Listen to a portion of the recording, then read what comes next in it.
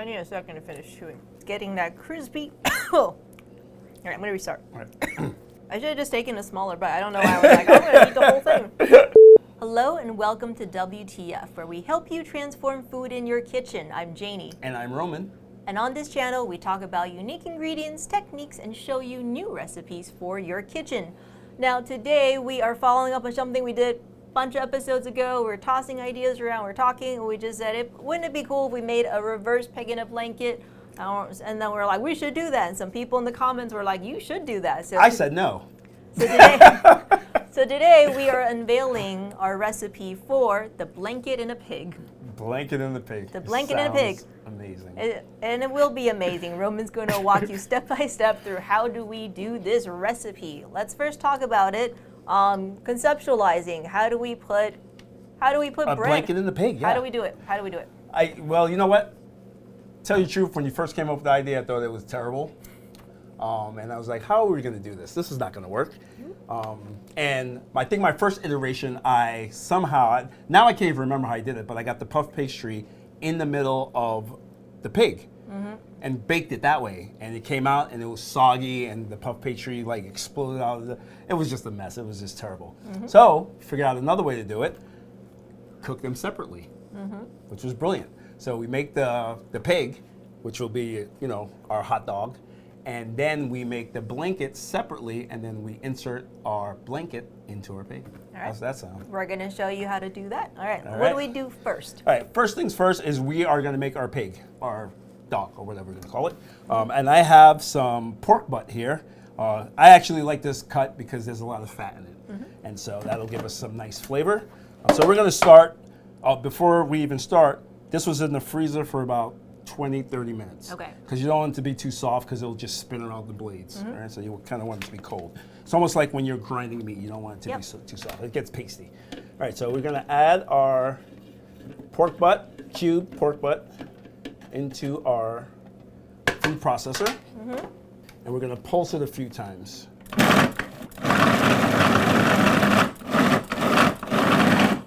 All right, now, we're gonna add our dry ingredients to it. So I have some Moo Glue and some Tripolyphosphate. I'm gonna add those two together. And then I'm going to add salt to that. And then we're gonna sprinkle that on our meat.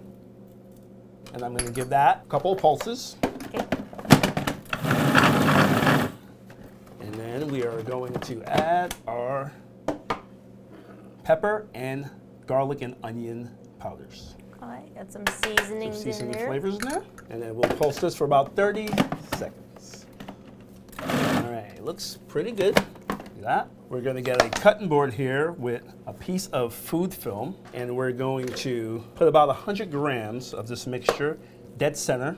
Form this into about a 4x4, well, actually this is a 3x3 square, right? And I'm going to take one of my dowels here. These dowels are actually oiled ahead of time. Remember we had a discussion whether we should oil them? So the first time I did it, I didn't oil it, and it came out all right, but then the next couple of times I did it, it was very difficult to get them out. Okay. So from now on, I oiled all of them. Right. So take one of our dowels, put it dead center, and then we'll just tuck that over so that the two ends meet, as you can see. And then we're gonna roll that. All right, so it ends up being kind of like almost like a lollipop. Exactly. On both And so ends. we're just gonna tie those ends, and we'll just give that a little bit of roll, just to make sure that the meat is all connected together, so there's no holes or anything like that in there. So it's the meat glue and the tripolyphosphate is what's going to keep this from falling off the dowel. Exactly. Okay. All right, and so we are going to let that sit in the fridge overnight, and then tomorrow we'll take it out and we'll bake it. Okay. And then what do we do about the blanket part? All right, that's next. Okay, So we're going to reset. We'll be right back. All right. Okay, so we are back to make our puff pastry roll. That's actually our blanket that's going to go in the pig. Okay. Right? Yes. Okay. All right. It's just hard to say, but okay. All right, so what I'm going to do is I'm going to line up one of my dowels right next to our puff pastry. So as we roll, we'll we'll know how big it is, because the last thing you want to do is make a dowel that's too big or too small that doesn't fit in. Yep. All right, so I'm going to start. Tacky side will roll better on itself. This side is dry, so we'll start by just getting a little bit of overlap, right? And then that way we'll easily be able to roll it. And so I have my dowel here, and I'll just kind of test it. I actually think that's about where you want it. Yeah, about right there. As you can see, I'm lining it up, same size as my dowel. I'm going to go ahead and cut this right there.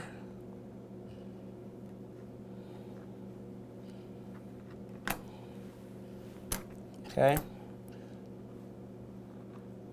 And then I have a piece of parchment paper that I'm going to put my puff pastry on, and I'm going to roll that.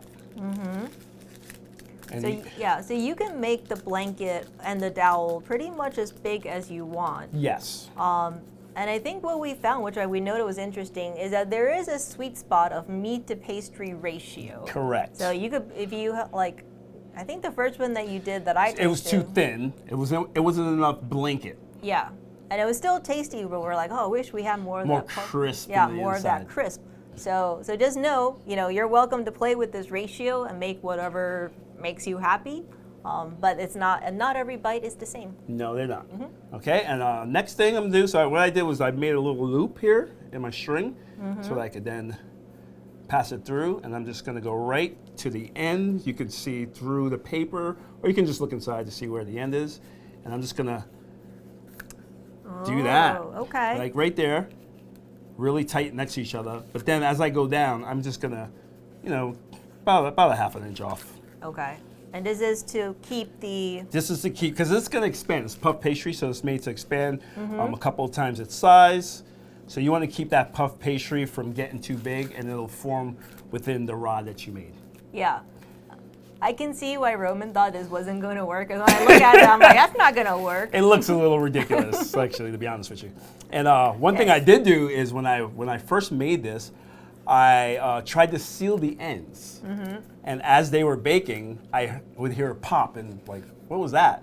And these things would actually explode out of this. Whoa. Yeah, so you definitely want to make sure, very important, keep these ends open. What the puff pastry is going to do is going to need to steam, so it's going to steam out the ends, and it's actually going to expand out. So they'll come out, they'll come all the way out. Like this is a finished one, right? Exactly, and I had to cut that off because there's a little Whoa. bulb at the end of it, so I cut it just to make it even. That's so crazy. Yeah. So, But it's very cool because something I would have never ever thought to do, to be totally honest with you. I've never done anything like this, but this came out pretty cool. All right. So then after we're going to bake the pig, we're going to bake the blanket. I actually formulated this so we could bake them both at the same time. Okay. So there's one temperature, 375. We'll bake the pig, 25 minutes, and then we'll leave the blanket in there for an extra 5 to 7 minutes to finish baking. And then they'll come out, they'll both rest, and then we will put them together. All right, and we're back. We got our pig and our blanket baked, and we are about to assemble. But before we do, I'm just going to briefly go over this week's ingredient highlight, which you may have guessed will be the Moo Gloo RM, our meat glue, as well as our sodium tripolyphosphate. Now, meat glue and tripolyphosphate are a great combo for making shaped meats that, number one, hold their shape, as in this case, and number two, retain their moisture. So we use these in our gyros or gyros, whatever you want to call them. We can use them in like meatballs. We use them in our McRib copycat recipe, one of my personal favorites. We use them in our chicken nuggets. There's so much you can do with these. They are so great. Get the links in the description below for both products. Tons of recipes up on the blog. And we've done, I don't know, too many episodes with them, but it's one of our favorite combos for a reason, and it's because it's versatile, it's easy to use, as you can very see. Easy. And they just make everything wonderfully delicious. All right, now let's see some assembly action. I want to see how I have not seen this process. Let's see how it comes together. We have our pig, and we have our blanket. All right, and so let's first unmold the pig. All right, so this should come out very easy. We'll just give it a twist, and the dowel should come right out. Look at that. Right out. You can stuff it with all kinds of stuff. You can put it, exactly. That, and then we have our blanket, which also comes off pretty easy. You can almost, I'm giving Roman more ideas, like doing a charcuterie board, but where the jam is like inside the charcuterie. That's a great idea. And as much as I think your ideas are terrible, they seem to always work out. So I will accept said challenge. Okay. All right, so pig, blanket, meat, pig. And, a perfect fit. Perfect fit. Okay, so that's now, so cool. It does look very cool. Now, I'm using the serrated knife because that'll cut a little bit better and it won't mess up the puff pastry on the inside. Look how cool that is. And so we'll make a couple little bites for ourselves. Yeah, this would be amazing, some kind of hors d'oeuvre. Oh yeah, cocktail party. Yeah, past appetizer. People are gonna be like, what, how did you do that? It's, oh, it looks so neat.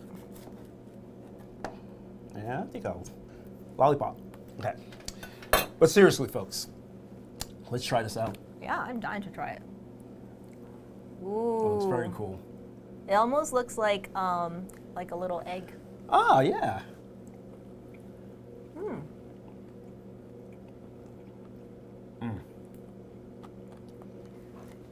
Wow, that is good. That tastes so good. So the big surprise here is having that crispy pastry dough inside. You just don't expect it. Even though we just walked through this whole process and we watched it happen, that bite is still a surprise because you just don't expect anything on the inside of meat to be a crispy Exactly. dough. And that's like the mind bend there. Yeah, and you have like, the meat is perfectly flavorful, it's juicy from the retained moisture, and you get that buttery, crispy pastry. It's just such a delightful combination. It's a perfect bite.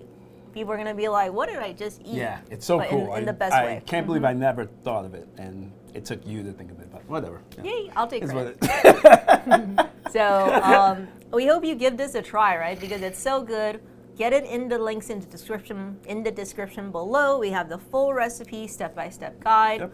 Let us know what you think, and if there's any other wacky ideas you want to toss at Roman, he is always looking for new things to do. I am, so bring it on. Bring it on. Yeah, bring on the challenges. And until next week, from here in the Modernist Pantry Test Kitchen, I'm Janie. And I'm Roman.